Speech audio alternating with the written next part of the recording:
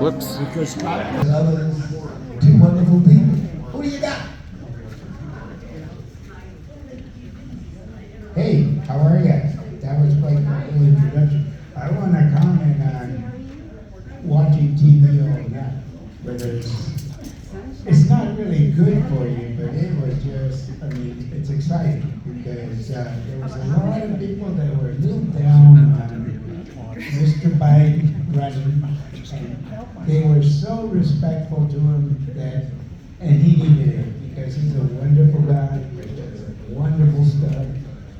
I don't think anybody really needs up that, you know, those kind of things could happen to us pretty much any time, especially people here.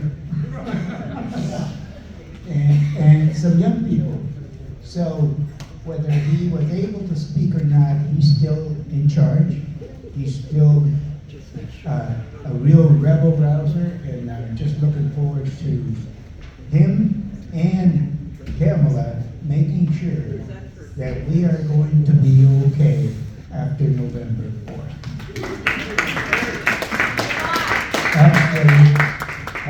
November 5th, I'm sorry. I'm glad we show up November 4th. Vote early. Vote early and vote often. That's what we used to say. Anyway, today we have two people. One that is in my district, and then I have one that's in the district right next to me. So, Alyse Galvin has been around for a very long time. The first time I met Alyse was when she was really on with the school district and what was happening with education. A lot of the stuff that's going on, she made happen. She also ran for a couple seats, and even though she did a fine job, it wasn't very successful. But she finally came through, and she is one of the best legislators I've ever met. And I say that because I'm in District 14 too, and whenever I need something, she responds. She even sends me a birthday card, which I'm very proud of. But she is a real go-getter. She wants to do the right thing. She has a little bit of power now, and I'm sure that things are going to change, and things are going to change.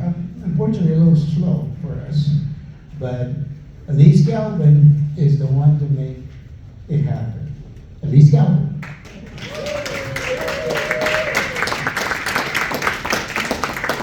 Thank you. By the way, if we could keep our questions till they get their time, and then we'll go into questions later on. Okay? Thank you, and I will be as brief as I can so that we have that opportunity to converse and dig into what you're really most curious about. That's really, I hope, what's going to inspire you to action. And speaking of inspiration, firstly, I want to thank you for being here. I know you have the option to be at home and watch some reruns of some amazing events that have taken place over the last couple of days that send goosebumps just thinking about them. It's important to know that our nation is in good stead. It's important to feel hopeful. And I think that that's exactly what I sense in the air is here right now. So thank you for being hopeful. And my hope is to drive that in a little bit deeper to the state level and to the neighborhood level and to your block level. What can we be doing different so that we're all feeling that hopeful around this state? That every neighbor feels included in this energy. As most of you know, I am a nonpartisan, and I have been for decades. I think it's so important that we work together that I've made that call a long time back. That said, it won't surprise you to know that I have been endorsed many times over by the Democratic Party. I've been endorsed by, well, Alaska Women in Senate raised me. Thank you to Jane and many others in this room. Thank you Planned Parenthood. Thank you to the labor unions. Thank you to the teachers and to the many other groups who have expressed public support of me and the way I work together with others. I hope to make sure that we keep that rolling along. So what I intend to share with you is a little bit about me, a little bit more about the work that I've been doing for you, and then a little bit about the work ahead. So firstly, I think most of you have known me. Hi, Ken. Hey. Oh my goodness, so many good friends in this room. Sam, have known me for decades. It is true that I am that rebel rouser for kids, and I will be forever. All right. And it turned out that I decided to turn that energy into being inside the room where decisions are being made. Because we didn't have enough of us there. That's really what it was about. And so we're growing more and more and more of us. And I hope soon you will see, I know last year we were one vote away from an override of our governor for kids. And that's huge. That means Republicans, nonpartisans, and Democrats bound together saying we need to do what's right for kids here in this state. We were one vote short. We had 44 out of 45 of what we needed. So, what I've been doing in my service is I've been working on the Finance Committee. A lot of people think that that is a committee where many important decisions being made, and that's true. But if they don't get to the floor from there, then we're kind of stuck. And so that's what brings me very quickly talking about the future. The future means we need enough of us willing to work together that we can move policy so that Alaskans are thinking positively about the future, just as Americans are thinking positive about the country's future. Yes, and we can do that when we gather enough of us controlling what policies, what bills make it to the floor. In the House this last cycle, we did not have enough in the majority to make that happen. So I was in a very large minority. A large minority made up of Republican, nonpartisan, and Democrats. We had 3 goals in mind. One of them is to shore up education for our kids.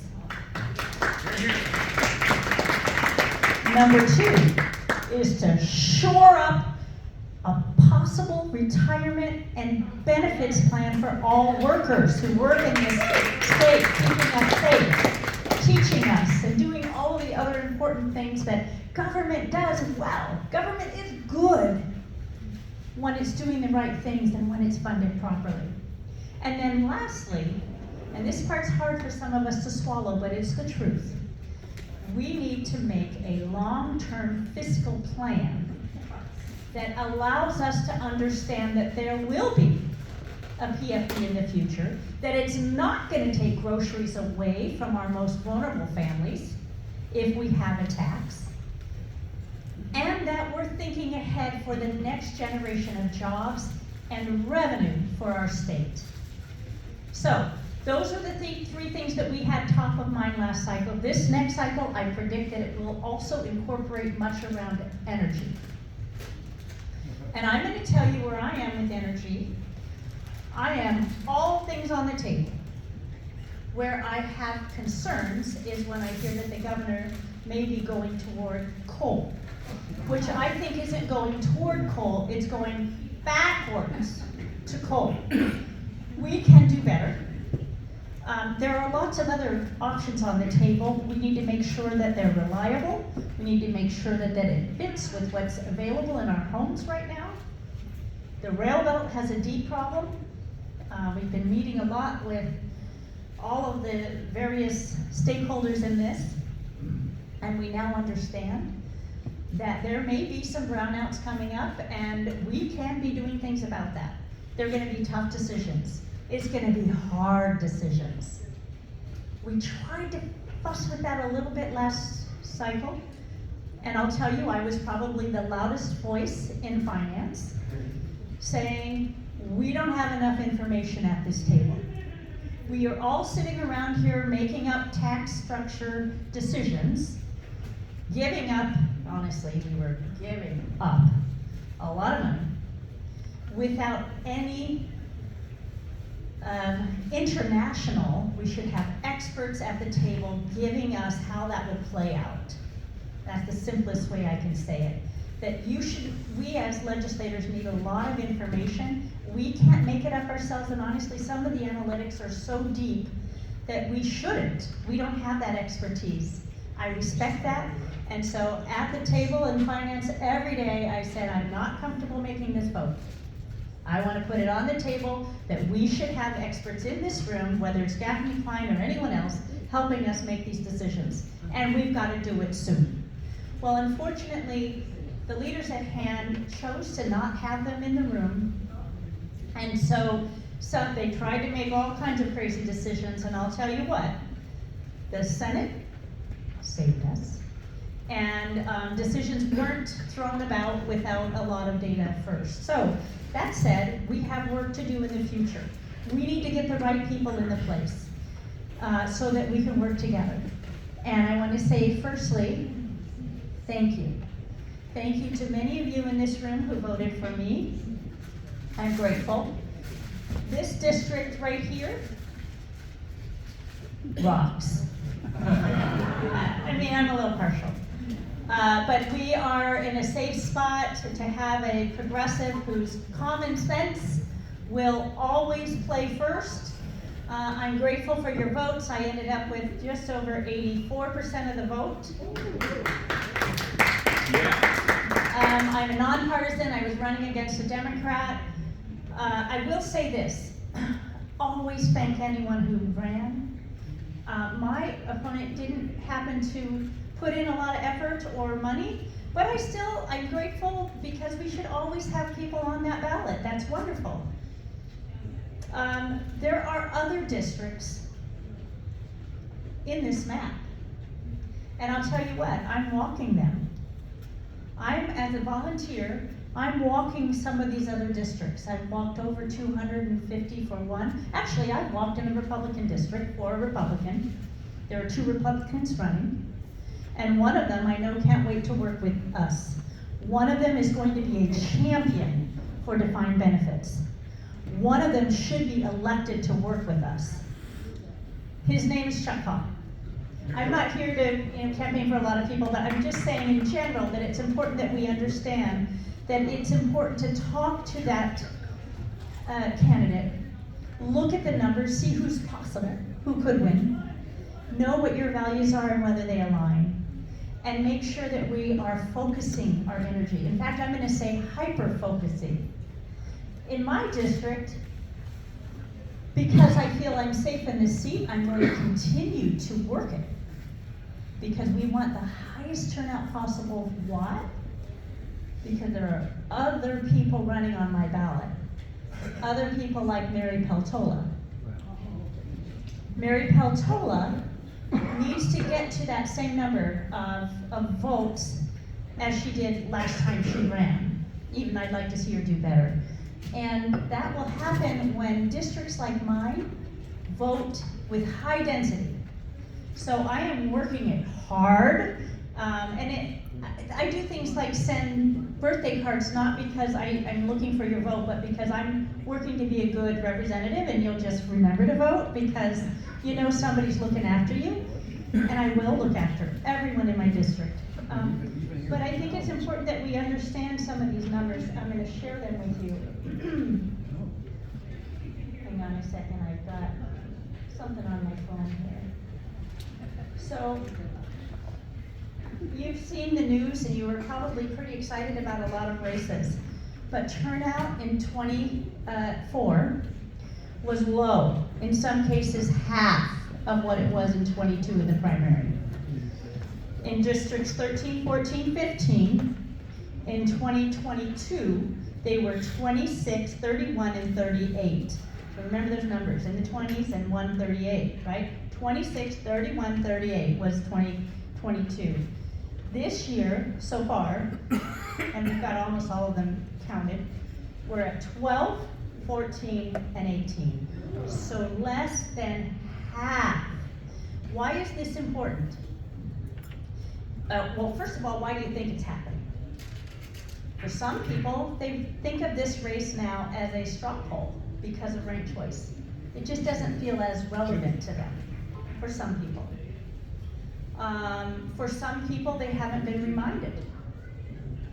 There wasn't a lot of money spent on saying, there's an opportunity to practice democracy happening. Not everybody knew about it. And then lastly, I think that for some people, because they voted in Anchorage in April and in May, they voted by mail. Some people didn't feel like there was easy access. And I will tell you that there were some of my own constituents who said, my polling place moved, how come I didn't know? Now honestly, it moved in 2022, but you don't tell that to your constituent who's upset, right? You just say, I'm so sorry. It's true, we haven't been as good at communicating as we should be. So I bring this up because I'm hoping that through listening to NBC, ABC News and getting excited and inspired, you might think, what can I do here in Anchorage? And I want to share that I think one of the #1 things you can do is help us with turnout. Help us with turnout. And by that, make it easy for them. It turns out we are an unusual state that says that you don't need an excuse to vote at home. You can just fill out an absentee, they're called absentee ballot request. Just say, here's your mail-in ballot form. People don't like those words. Say, mail-in ballot form, here you go. Did you like the way you voted when you voted in the municipal? By the way, most people did. They liked that. Well, let's make that easy and tell all of our friends. More than that, don't just tell your friends, tell your nieces and nephews and children. And even more than that, tell your grandchildren. If we can get the 18 to 30-year-olds to vote at even 10% more, at 10% more than they've been voting, we will turn the tricky districts that need to turn. And they will flip, as in we will have the majority it will take so that I can get some of the things done that you've hired me to do. We got things close to the finish line, right? When we got to a place where we were nearly funding education, we at least had twice the money on the table, twice the money of education. We got defined benefits fully through the Senate. We got hung up in a House committee. But if we had a different majority, everything would have smoothly gone to the floor session for a real vote. But because we weren't in the majority, even though we had all these good ideas fleshed out, and likely if they had gotten to a vote, they would have passed. Because there were some moderate Republicans there, but they weren't in leadership. That's key. They were not in leadership. And so they were working in symphony with our governor. And our governor didn't necessarily agree with what most Alaskans were asking for when it comes to benefits and when it comes to education. So I think there's some answers already ready to go, but if we can't get the right majority in, we will not move the ball. And I think I've given you ideas already about what you can do to move the ball, right? You're gonna help people sign up. I'm gonna give this to Mary Weiss, which is a QR code, and you all, how many of you have an iPhone? So every one of you can put your iPhone over this, your camera over this, and in a heartbeat, you will have the link to sign up to vote at home. And it takes less than 60 seconds. Sorry, sir? And You can do it with an Android. It doesn't have to be an yes, sorry, and an Android. Thank you. Any phone that is remote. Yes, any cell phone. And the other thing to note here is that it's, like I said, less than 60 seconds. All you need is your driver's license. It turns out I've done a little research. Oh, we even have the paper form here too. Thank you to my husband, Pat Galvin, who wears a lemon shirt coming to the Bartlett Club for me. Thank you, Pat. For those of you who don't know, lemon is my theme. I think the color yellow is hopeful, and lemons is all about making sure that we take the best of what we can. We squeeze it and add a little bit of sugar. We work together by stirring it up, and we come up with something really wonderful. Someday I'll give you my real homemade recipe for it because it involves rhubarb and other things. But it's important to note that that was my theme, and my husband Pat, I just can't thank him enough. So we even have the paper form if you want to take some home. Again, this is about not you, because I think all of you probably vote if you made it here today. Yeah, you're going to fill it out to vote by mail. And I'm going to help you with this QR code. And sign in your presence. oh yeah, sorry, I'm a registrar. You do need to sign. If it's a paper form like that, you need a registrar around. Oh, another one. 4 of them in this room. Oh my gosh, we work together. One more, thanks, Cal. But if you don't need a registrar, if you are filling it out online. And like I said, 60 seconds, come on. And what I try to help people to think about, and this is what I'll be doing with my whole race for the next few weeks, is helping them to know how important the youth vote is. Many of them, we've done some research, we now know that although many think that they are registered, they're not. This will register them at the same time. It turns out if you graduated from high school, many think, oh, if you get your PFD, then you're already in, but there's a year lag time for some reason. So it just depends on when you turn 18 as to when you automatically become a registered voter.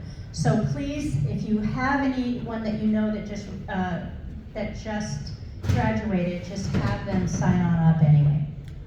Okay, and then the next thing I wanted to suggest to all of you is that if you have any further questions in terms of strategies, which areas, which districts, because there are about 3 races that I think are going to be within 100 votes.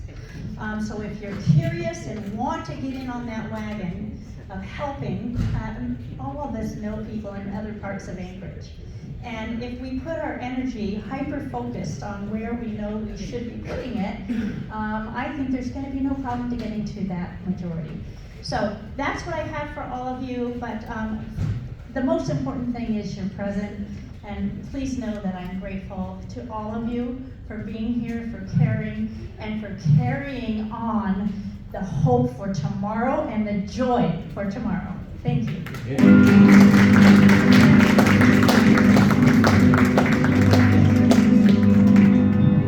Well, I think we'll have our next presentation, and then we'll take some questions. Nick Moe, I've known Nick for a long time. We started working on the fair share and SB 21, and we didn't have a lot of success.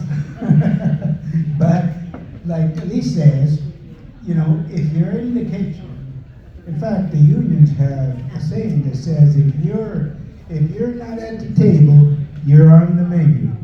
And so that's the kind of thing that we want to impress on people, because it's true, absolutely. Like she said, if she would have had the support because of numbers, and you know, legislators are numbers, then we wouldn't be in the state of affairs that we are now, especially with education.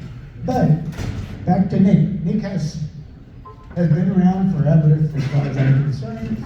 He's either helping somebody or helping a cause, and that's when I first met Nick. And since then, I keep an eye on him. He's not in my district, but he's right next door. So, anyway, Nick Moe.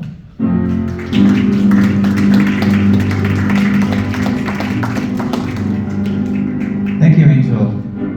And yes, so my name is Nick Moe. I am the bold, independent, pro-choice candidate running in West Anchorage to bring change to Juneau. And I would like to start by first thanking Angel and Cal. Cal, I think you deserve a special shout out for all of your work and what a talented guy, years of public service to our country, our community. Thank you so much for being here and doing your thing. We all stand on the shoulders of Angel and a lot of people in this room. Big thank you to Mary. I know Mary Weiss is for organizing this forum, bringing everybody together, and to have this opportunity to talk about the issues. What an awesome opportunity. I also want a special shout out to Alyse, Representative Galvin, a fellow independent, nonpartisan. Alyse and I worked together this last legislative session to use her leadership in House Finance to fund a huge amount of money, $7.5 million for child care grants and early education. And I can't thank you enough, Alyse, for your leadership and standing strong for kids. And I was honored to be a part of that as well. So I'm going to introduce myself a little bit, tell you a little bit about my leadership and why I'm running and why I am optimistic about this race.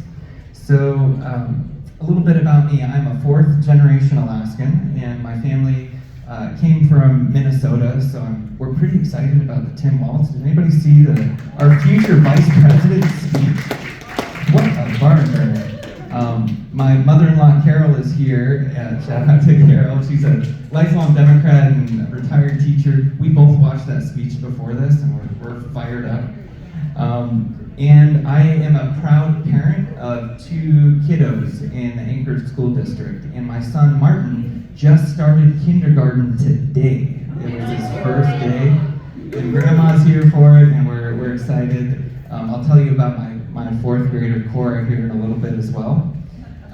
But I'm proud to be running as an independent to do the things that Representative Galvin just mentioned, to work across party lines and to build the coalition we need, a veto-proof majority to get education passed and to help fight against the special interests. It's necessary, and wouldn't it be great to get gavels to some of our friends and supporters who've been fighting the good fight for years? And so I'm proud to be, and there are many other independents in Juneau, independents like Representative Calvin Schrage. We just elected an amazing independent at the local level, Suzanne LaFrance. And I feel like if we can change our city and get our city on the right track, let's do it this fall. Let's do it in Juneau as well.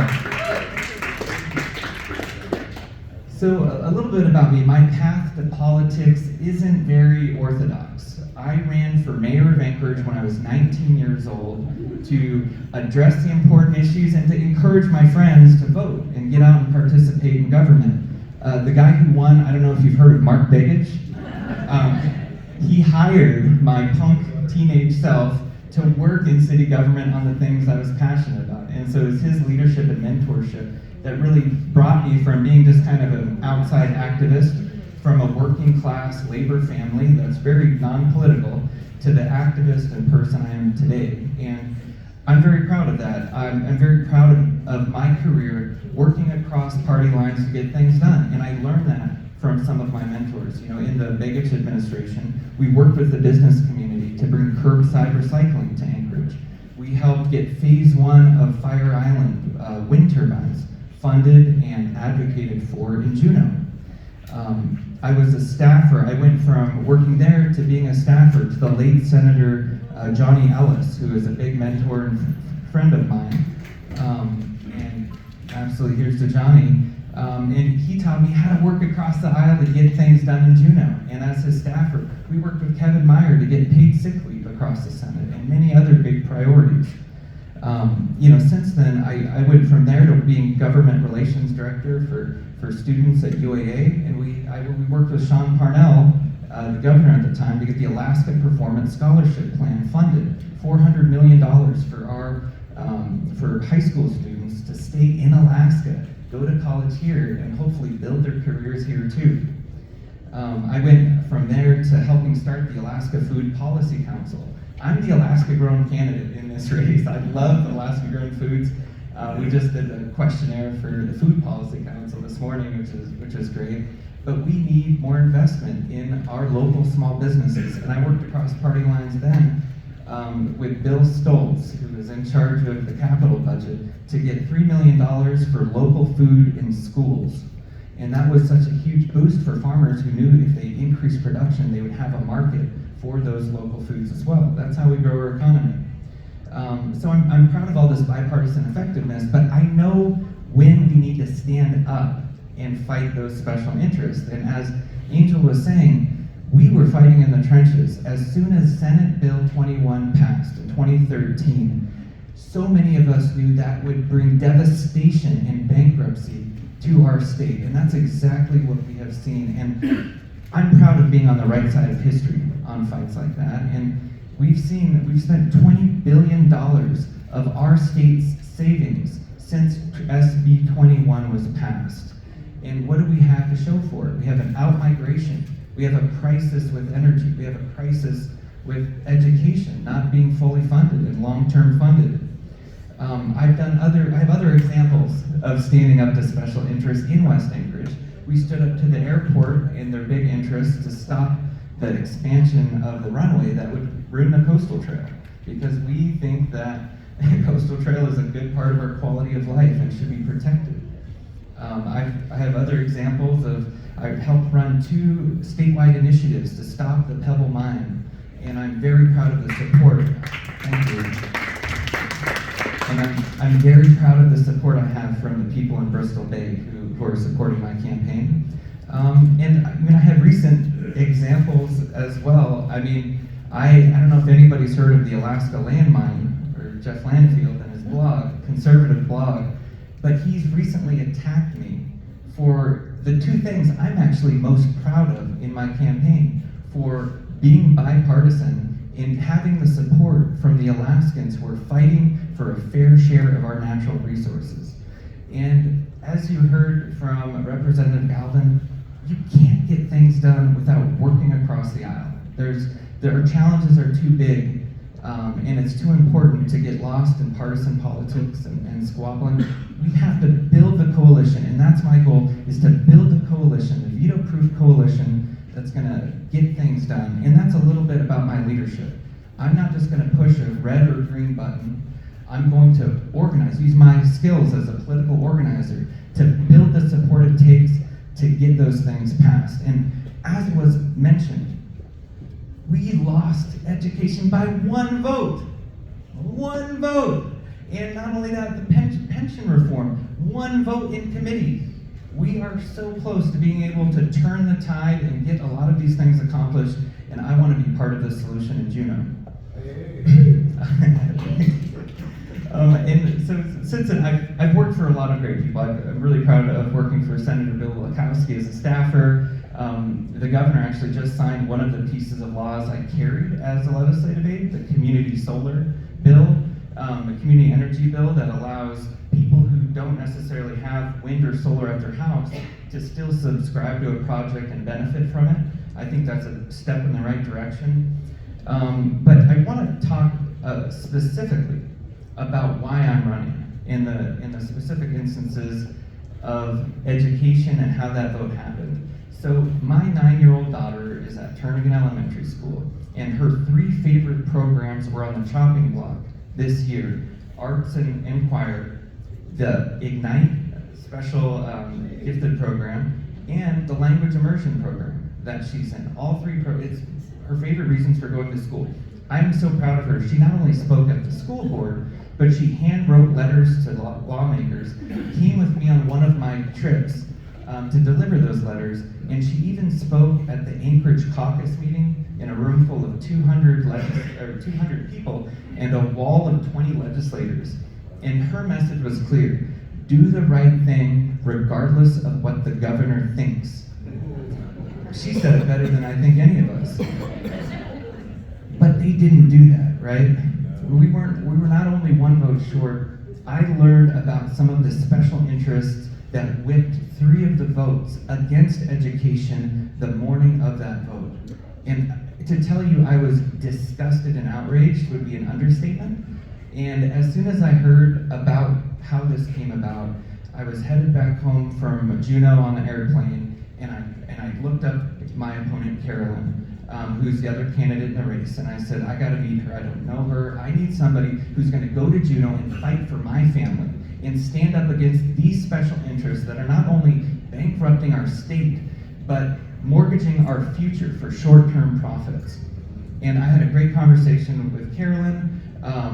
We support a lot of the same things, but the difference is her plan and willingness to take on what needs to be taken on in our budget, and that's negotiating a fair deal and a fair share for our natural resources.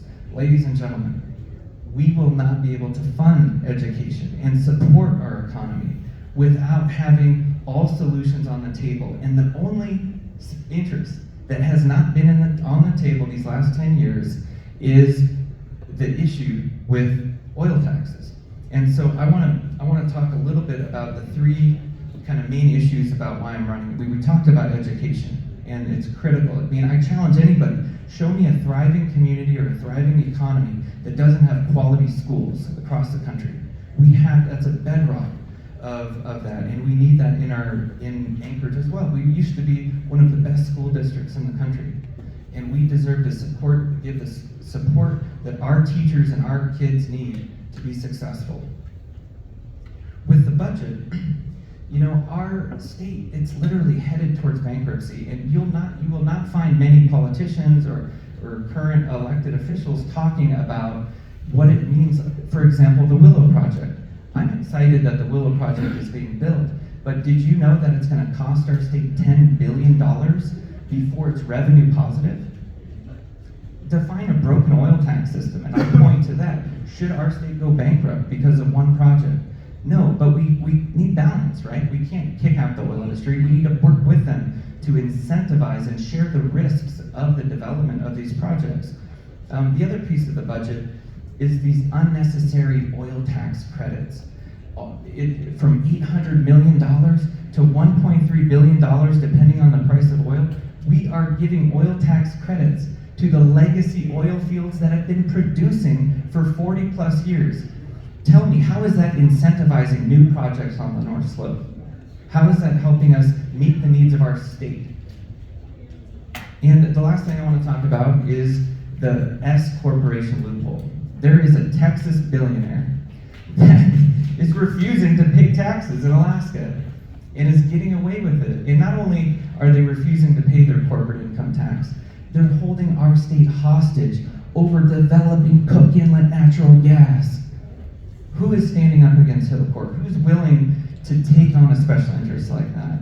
I will tell you that not only will I do it, but I have a track record of being that person. And not only will I stand up against those special interests and offer the bold leadership, but I will help build the coalition to try to get it passed and done.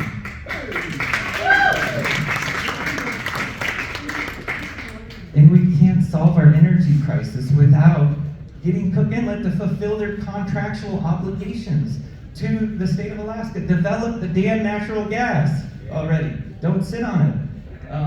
And so this blog that I talked about that attacked me, coincidentally also attacked two other great leaders in the state, Democratic Senator Bill Wielechowski and Republican Senator Kathy Giesel, who wrote a letter asking for federal help to hold Hillcorp accountable for their leases and the issue of them taking over so much of the production, being a monopoly. Those were issues raised when Hillcorp took over. And I'll just tell you this, it's ironic that blog, who's funded by Hillcorp, only attacks politicians and people who want to hold them accountable. That's a little suspect, right? And it's just one thing about Hildebrand, the billionaire I'm talking about in Texas. His net worth went from $4 billion before he owned any Alaska assets to $12 billion today. Is that a coincidence? Because I think, we're talking about all of the loopholes and subsidies the oil industry gets. We need to incentivize new projects. We can't give away our money for free anymore. Our state cannot afford it. And I want to give a shout out to Walter Featherly, who I heard gave a great speech here that talked about Alaska as the owner state, right? We own the oil. We own our natural resources. I carry this pocket Alaska Constitution around with me because it says it very clearly that our resources are not only owned by all of Alaskans, but they should be used for the maximum benefit of everybody, right? And we are falling so short of that right now that it is scary. And what better district than West Anchorage to offer the bold leadership that we need in Juneau to get these things done, right? And I'm so proud of the support that I've received so far. Thank you, Jane. Thank you, Cindy Roberts. Thank you, Angel, and a lot of the other Alaskans, Robin Brenna, who have been a part of getting our fair share. But we have to fight. We can't afford to sit on our hands. And if I know that if I'm the most qualified candidate, if I have the most experience, the best resume, and the biggest coalition to address the challenges in Alaska, then and the energy. Thank you, Oma. And the energy to get it done, then I have an obligation to at least give this race my best shot, right? To try my hardest to fight for these issues.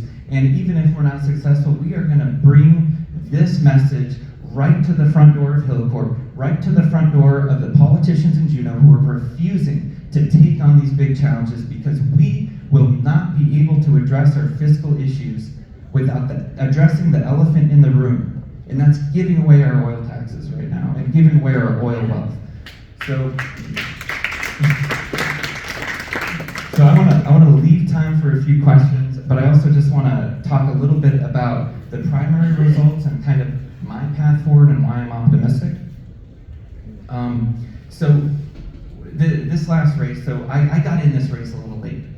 I've been campaigning for the last 6 weeks, and the other candidate has been campaigning for 6 months. I'm being outspent, yet I have still won or tied 4 out of the 7 precincts in West Anchorage. We heard about the low turnout. We're getting 3,000 voters voted in West Anchorage a couple days ago. 10,000 voters are going to be voting in November. This race is still early, and I'm just now getting my message across to voters. And that's where I think we're at. We have a lot of momentum. I have a lot of exciting announcements for major Democratic endorsements that I'll be making very shortly. So if you'd like to stay tuned or support my campaign, I have a sign-up sheet there, and there's more information at that front table. And without some of the support in this room, we will not be able to get our message out, to fix our oil tax system, to fix our education system, address our energy crisis, and get the change that we need done in Juneau. We can't afford the status quo anymore. So thank you everybody for being here, and thanks for allowing me time to speak. Thank you, Cal, Ingrid, Mary. Wonderful. I think I'll get Alyse, will you come up? And Nick, will you stick around a little bit? We're going to have some questions. And first of all, I'm going to say, freedom! Okay. If you would, I'm going to give you this. And so sure. Nobody goes out of turn. Okay? Alyse, several times you made the point of the problem is getting the bill to the floor, getting it out of committee to the floor. Are we listening to the future Rules Committee Chairwoman? Oh, good question. So I'm not certain where I'll be. I will be in whatever position is needed, and I can't wait to serve, of course. But I will say that the past Rules Chair is in a very tight race. And I hope you all pay attention to the Craig Johnson and Chuck Kopp race. And those are the only 2 candidates for that particular race. He was the Rules Chair, and he didn't do very well in the primary. We'll see what happens because it's early, but I am working in that district.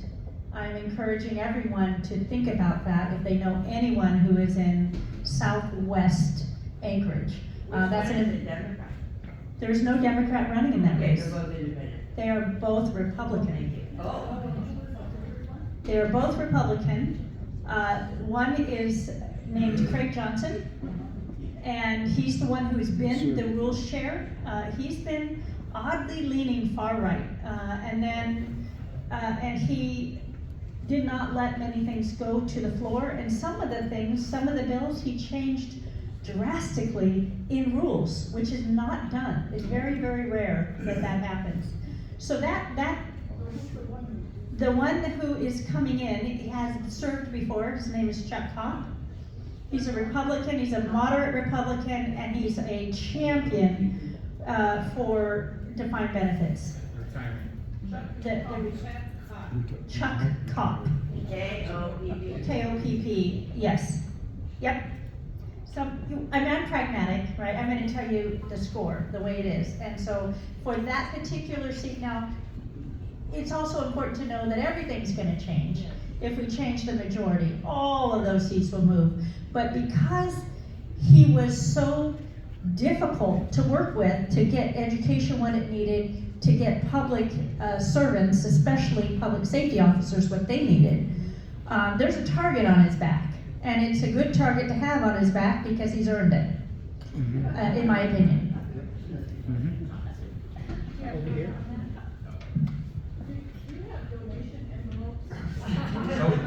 To me. I have the microphone. They don't have, they should. Oh yeah, I do. I have a form, a donation form and envelopes right there in the front, and I believe I do have donation envelopes. My husband, Pat Galvin, I think brought them for me. Did you bring them in? Yeah, so they'll be there on the table. And for me, I just want you to know what I'm going to be leaning in with your money is youth vote.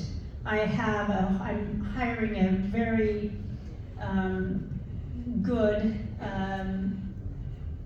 marketer who is going to be leaning in and doing a lot of work on social media. So that's where all your money is going, is getting youth vote in. I think that's where we need to start spending some time and energy. Okay. I just have a round for your gun. I'm not asking you a question, I'm giving you a fact. I'm just retired after 9 years working for an Air Force think tank. I'm a strategic studies guy. I study the whole world. In the entire world, there is no jurisdiction that taxes oil less than Alaska. that's true. That is absolutely true. Yeah, and I'd like to comment too that it's not as though the gentleman in Texas is choosing to not pay taxes. It's that legislators have not put together a good tax system that holds them accountable. So that's on us. That's on us to do it right, and we haven't since ACES came through, which brought in about $16.7 billion. And then we quickly changed that as soon as the next governor came in. It is all politics and who's in the pocket of oil. And we gotta be careful about that. Absolutely.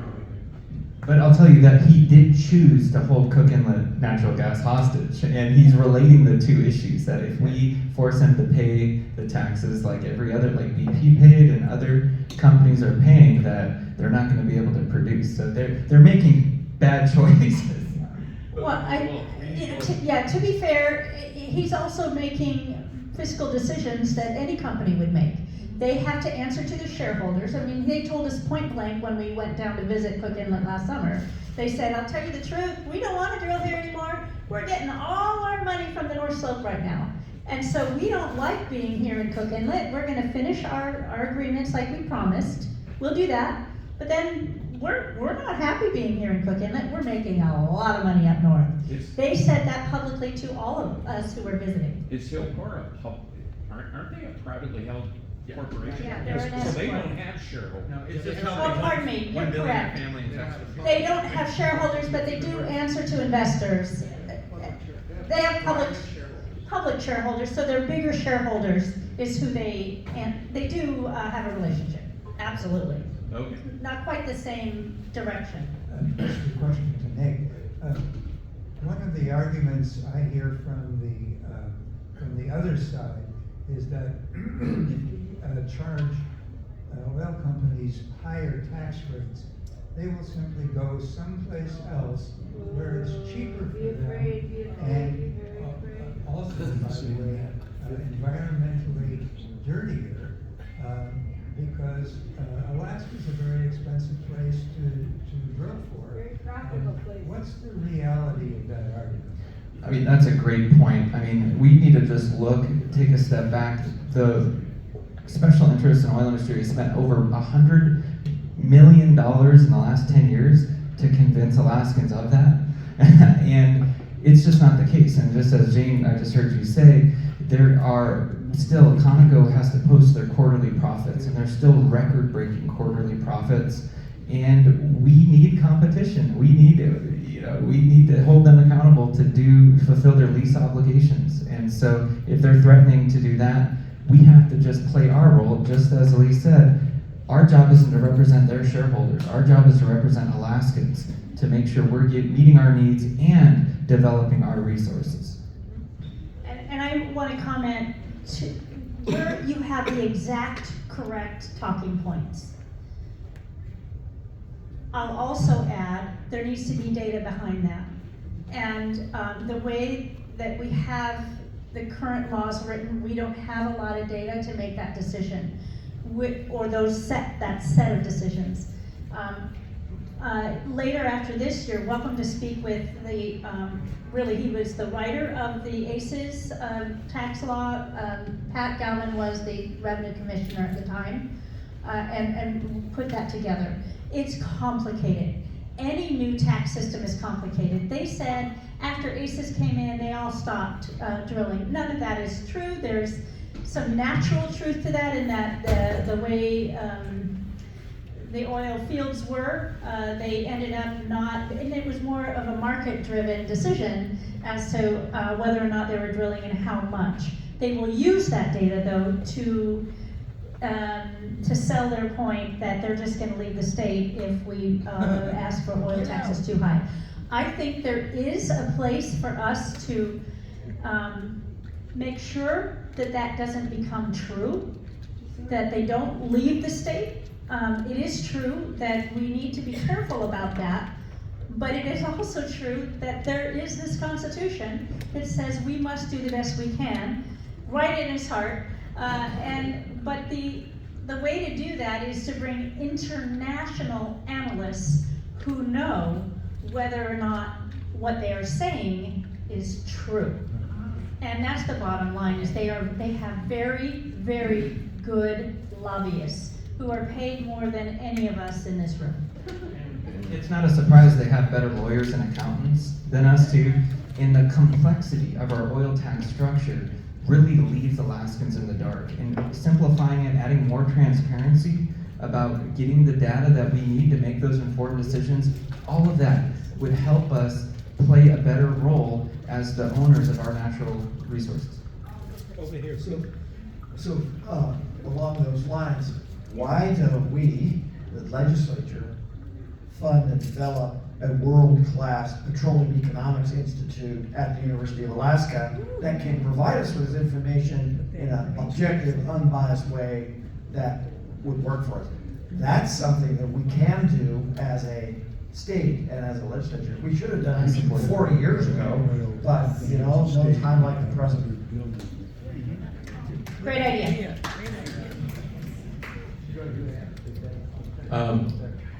So it hasn't been that long ago when the revenue commissioner, actually the one who's in charge of the Norwegian Sovereign Wealth Fund, came and talked here in Anchorage. And basically his message was that you need to stop listening to the noise and look at what's actually happening. Because their sovereign wealth fund is huge compared to ours. And there's a very simple reason for that. They taxed that oil wealth, and they didn't look, and they didn't worry about it. They didn't listen to the threats. Granted, it's not the same development environment that it is here in Alaska, but they made a decision as a country not to get caught up in the nonsense that we've been doing here ever since I've been here, since the early 1980s. Anyway, I'm just hoping that I agree with you guys about getting something on board here so that we do have good data to work with, because it seems like right now it's bad. It's a And I think crap that shoot. in the industry, I think, realized it's more profitable to drill in Juneau than on the North Slope sometimes, and higher return on investment. And I'm proud to be the only candidate in the West Anchorage race talking about these issues and getting the support from a lot of our fair share leaders. Thank you, thank you. I would think that. If I could add to that first, Mary, sorry, I want to also comment that we handled our nest egg, so to speak, a little differently. We didn't sock it all away. And so I just want to make sure we're aware of that. It's a little bit different, the way we've handled the money. Our PFD is growing, and I think we're going to hit our dream number of 100 billion, which is amazing. But we didn't get to their numbers because early on we agreed to, and I'm not against the dividend, but I just want us to know that that was part of the way we handled things differently. And it's a nuance that we need to start thinking about and talking about because of the revenue that's shrinking and how we're going to have to be making really tough decisions soon. So I'm just giving it to you straight up, that that's something that we've done differently. As far as encouraging the oil companies, it should be obvious that we're making a big effort to expand solar power. And in time, the oil is not going to be very profitable for the companies. And it should be obvious to them that they better produce while they can make profits from it, rather than wait till we all have found other sources of energy. And along that, in a similar line, electric cars are popular, but everybody's buying more of the kind that do both. Yeah, hybrids. Partly, I think they want the security of knowing our rechargers have not always been reliable here in Alaska, and they don't know for sure that the batteries for electric cars work as well in our cold weather. And we need more information on that, and possibly the car companies can provide us that, and maybe somebody else can provide the rechargers. The state should be aware of that. But solar cars are a big answer, I think. Yeah, and that's what I say as a fourth generation Alaskan. My family's been here before oil was flowing down the pipeline, and we'll be here after. And in the meantime, we need to get the best deal possible, and then also look to the future, to what our economy is going to look like in the next 10, 20, 30 years. And if you look at Texas, all these other oil states, they're posting record profits, record revenues, and they're taking care of their citizens just fine. We need to be in that same boat. Yeah, that's true. I also wanted to comment that the transition from whatever energy we're using now to something of the future that's renewable is going to happen. It's slow, and it's correct that it's not as reliable presently for Alaskans. That's not to say we shouldn't have a combination of wind, solar, and I think tidal is going to come into play. Certainly our hydro is great, but it's only like for the rail belt 17%. It's not enough. So, and it's very expensive to build new. Sorry? It's worthwhile for homes and condominiums, and I think there's some incentive for it from the federal government. Sure, absolutely. So what she commented was that there is, for condominiums and for some places it makes sense, and it is true that it is a big part of the energy, but because of the infrastructure that we have in place in our homes, it's going to be natural gas for a while, that at least in Anchorage bowl, that is going to heat our homes. We have to have whatever fits with our grid and our infrastructure within the home. So just like, I have an electric car, but I can tell you that my kids can't afford an electric car. And for me it makes sense because in Juneau, we have hydro. In Juneau, it's super cheap to recharge my car, so I got it mainly to have for there. In Anchorage, it's more complicated. It's not as reliable all the time, etc. But we're getting there. It's going to come, and it's going to make sense for the market for us to have that as an opportunity. We can't shut that away because we want to please the oil companies. It's something that has to stay on our menu as we are transitioning. It's just happening naturally. That's what is smart. And in the lower 48, it's even smarter because it makes sense and it's a lot easier to have it reliably. And they have grids and other things that are intertied together to make it easier for that transition to be even faster. It's tricky because in Alaska, we don't want the oil just for us, obviously, right? It's mainly to make money. to make revenue to pay for our roads, to make revenue to pay for our churches and not our churches, our schools and our hospitals. So, I mean, it's a complicated thing, but we've got to come up with another revenue source other than oil. The question is, can we market solar? I don't know that we can market solar out of Alaska. We're gonna have to find something else. Maybe it's rare minerals or whatever, but we got some work to do, right? And that means being smart about it at the table. So I gotta get running pretty quick here, but I just wanted to thank everybody one more time for coming out and allowing me an opportunity to speak. Oh, Pete. I just wanted a quick question. One of the companies out in Cook Inlet that says they could produce a lot more natural gas if they could get a loan from Ada. They could double their production, they said. And so I'm wondering what your ideas about that is. How can we get that to fruition? Thank you. It's my fourth bullet point on the budget that I didn't talk about is oversight and accountability of some of these state departments. And Ada is sitting on $1.3 billion of assets and is not being accountable to the Alaskan people for doing what their mission is. So, Pete, thank you for saying that. It's one of my pillars of how we fix our budget issues, is making sure our state government's working for us and not for political favors and special interests. Okay, last question? I have one comment, and that is that since Senate Bill 21 was repealed in 2013, and since we failed with the Alaska Fair Share Act, we have exported, the citizens of the state of Alaska have given $1 billion a year from the treasury of the state of Alaska right back to the oil industry. We have failed to fulfill the responsibility to manage the resources on behalf of all the citizens of Alaska. And I know it's a very, very challenging political process to try to change the oil structure of Alaska, but I do know that what they want is for you to be very, very afraid. Be afraid that they're going to take their ball and go home, and let me tell you, we still have the resources and we are still in the game. And so we have already contributed significantly to the oil industry's success in Alaska. Absolutely. Thank you so much. I want to give a hand to our presentation here. I totally agree. The oil companies are not going to go anywhere. The deal they get here is incredible, even if we cut it in half. So, with that, thank you, Alyse. Thank you. Thank you, Nick. Thank you, everybody. We I'm going to take a quick selfie. Okay, Cal has a couple of things he wants to know.